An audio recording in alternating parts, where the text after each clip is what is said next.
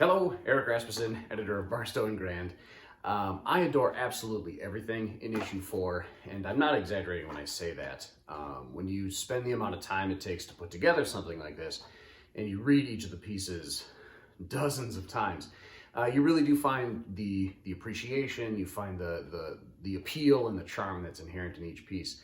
But in this particular issue, there's one that I keep coming back to, and I'm a fiction writer, a prose guy, but this time around it's a poem that really has me hooked. And it's titled The LeBroniverse, brought to you by Gatorade, by the author Mitchell Novus. And with much gratitude to Mitch, I'm going to share the poem with you here.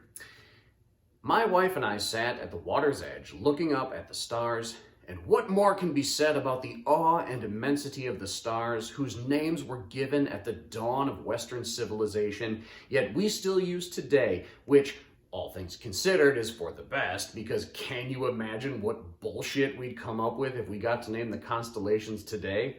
Oh look, you can see the Avengers really well tonight, right off to the east, next to the Beatles meteor shower. But oh, come on, who am I kidding? It'd just be Budweiser Major and Verizon Minor, and instead of the Milky Way, it'd be the Milky Way TM and so on for $1 million each in naming rights. But even if we managed to make the stars ridiculous, we still couldn't, really. They're too mind-boggling, too magnificent, too incomprehensible. Yet, in the face of immense awe, there she and I sat, arguing about whether or not to leave one of our son's cheap plastic toys at my in-laws' cottage.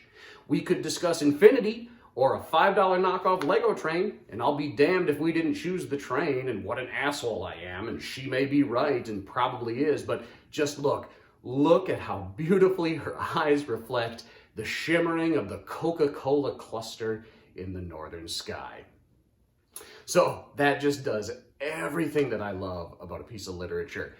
It's funny, right? And as soon as anything has humor, especially juxtaposed with a little bit of philosophical seriousness, I'm in. It hits the exact stage of life I'm at, with wife and family, and trying to find one's place in the universe amidst all the plastic toys.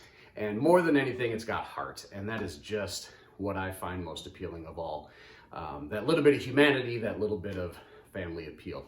So, The LeBroniverse, brought to you by Gatorade in Barstow Grand issue number 4.